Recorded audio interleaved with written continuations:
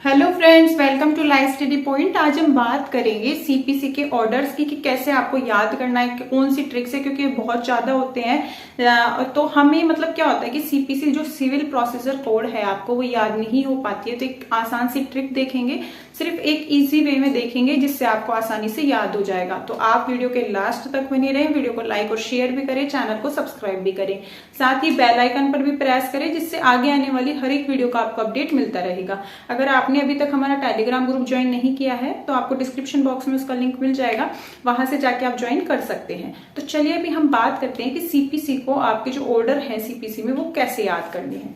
देखिए, जो सीपीसी के सेक्शंस हैं वो 158 है और जो ऑर्डर है वो 51 है।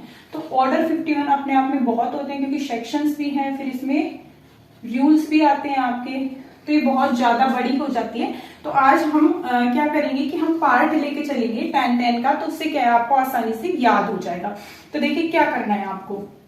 अब ये तो आपको लिखे हुए दिख रहे हैं, ठीक है। अब हम समझेंगे कैसे इसको। देखो क्या होता है, ये आपके जो 10 है उसको पहले समझेंगे। एक क्या होता है, सिंपल वे में समझे हम, कि जब हम कोई भी कोड प्रोसीजर कोड पढ़ रहे होते हैं तो हमारे माइंड में फर्स्ट क्या आता है कि एक तो क्या होगा, वादी और एक प्रतिवादी, मतलब एक प्लेंटिफ और एक डिफेंडेंट, ठीक है।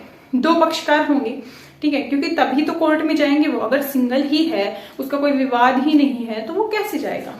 तो देखिए, एक वादी है और एक प्रतिवादी है, ठीक है। मेरी ड्राइंग इतनी अच्छी नहीं है, ठीक है, आराम से मैं समझा रही हूँ। आप देखिए, ये भी एक इंसान है और ये भी एक इंसान है, ठीक है, ये वादी है और ये प्रतिवादी है। अब क्या हुआ कि कोई मामले में इनका विवाद हो गया इस प्रॉपर्टी को लेके, ठीक है।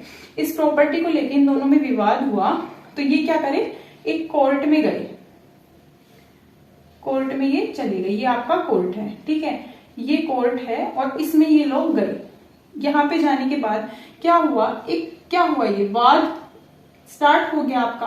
तो क्या हुआ, सूट के पक्ष कौन कौन से हैं, वाद के पक्ष एक वादी और एक प्रतिवादी, ठीक है। ये फर्स्ट आपका हुआ सूट के पक्ष, ये यहाँ पे बन गया, ठीक है।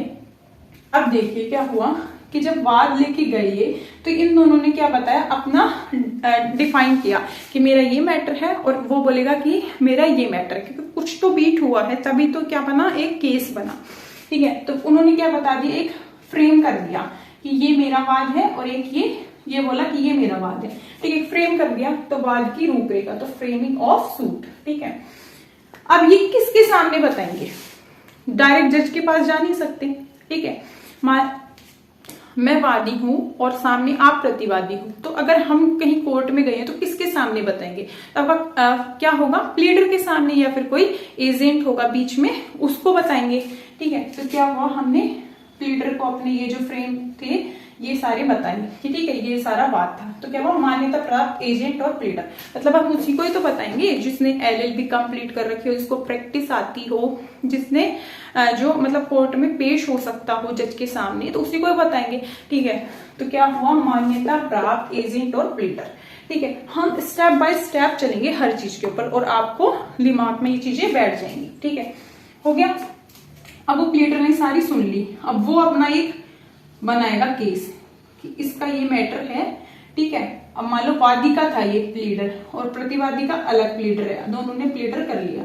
एजेंट है तो एक ही हो जाएगा कि वो भारी मामला सुलझा देगा, ठीक है। अब मान लो केस है, इसने प्लीडर बताया, तो ये जो वकील है वो अपने तरीके से धारा वारा लगा के सारी चीजें केस बनाएगा, ठीक है। तो वादों का क्या करेगा, वो रिकॉग्नाइज्ड सूट, मतलब वादों की संस्थापना करेगा कि ये मैटर है मेरा जो क्लाइंट है उसका ये मैटर है, और ये बोलेगा मेरे क्लाइंट का ये मैटर है, ठीक है। तो इसका ये बन गया वादों की संस्थापना। यहाँ 4 तक आपको समझ में आ गया होगा अच्छे से। अब आगे बढ़ते हैं। देखो, जब इनका पूरा मैटर बन गया, कोर्ट में चले गए, यहाँ पे तक आ गए, फ्रेम भी बन गया पूरा, ठीक है, प्लीडर के पास भी पहुंच गए, प्लीडर ने भी अपना केस बना लिया। अब आगे क्या हुआ कि जब प्लीडर ने बना लिया उसके बाद क्या करेगा, कोर्ट क्या करेगा, एक वो क्या करता है, समन जारी करता है, और जो क्रिमिनल होते हैं उसमें वारंट हो जाता है, जैसे समन वारंट जारी हो जाते हैं, ठीक है। तो इसमें क्या करेगा, समन जारी कर देगा। देखो, जारी करना और समन की तामील, जैसे वो बोलेगा कि इसको प्रतिवादी को लाओ, ठीक है। प्रतिवादी अगर वहीं उपस्थित है तो वो उसको ले आएगा। अगर इसके कोई गवाह है, एविडेंस है, तो उनके लिए बोलेगा समन की। अगर वो नहीं करते तो वो समन को जैसे चश्पा होता है, मतलब बाहर चिपका दिया जाता है, वो सारी प्रोसेस है, बहुत बात की बात है, क्योंकि हम सिर्फ अभी स्टेप बाय स्टेप चीजें समझ रहे हैं। तो समन की तामील होगी, ठीक है, वो आप यहाँ जज करेगा कि उसको बुला कर लाओ, ठीक है। जब उसको बुला लेंगे तो क्या होगा, बहस होगी, दलीलें होंगी, ठीक है। तो वो क्या हुआ, यहाँ पे आ जाओ, आमतौर पर दलीलें, ठीक है।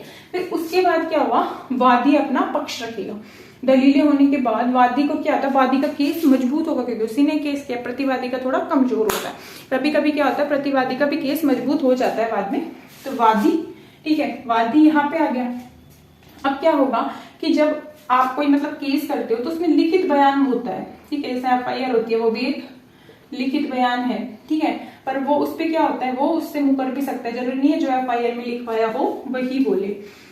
पर हमें अभी डीप नहीं जाना है, हमें ओनली हाईलाइट तरीके से देखना है। तो देखिए, जब आप वादी लिखित बयान देगा, ठीक है, या प्रतिवादी लिखित बयान दे रहा है कोई, ठीक है, हम सिर्फ अभी समझ रहे हैं। आप बोलोगे वादी नहीं दे रहा, प्रतिवादी नहीं दे रहा, हम सिर्फ समझ रहे हैं कि वादी और प्रतिवादी मान लो क्या दिया, लिखित बयान दिया, ठीक है। तो यहाँ पे आ जाओ, लिखित बयान सेट ऑफ, ठीक है, प्रति दावा, मतलब आपस में सुलझाने की कोशिश भी कर सकते हैं ये, ठीक है।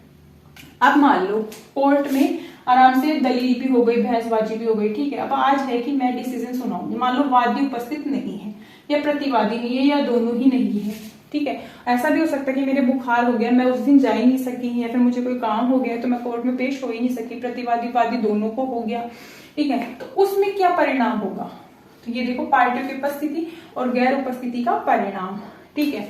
फिर क्या होगा कि कोर्ट को अब समझ में नहीं आ रहा कि मतलब मुझे किसका डिसीजन देना चाहिए, वादी सही है प्रतिवादी सही है, मतलब ये प्रॉपर्टी किसकी है, ठीक है। तो वो क्या करेगा, एक आपका एक टेस्ट लेगा, ठीक है। कोर्ट कैसे लेगा कि वो हर चीजों को मतलब एविडेंस के थ्रू आपकी जितनी भी है समन की जैसे तामील हुई थी उस टाइम का, हर टाइम का पर्टिकुलरली वो चेक करेगा।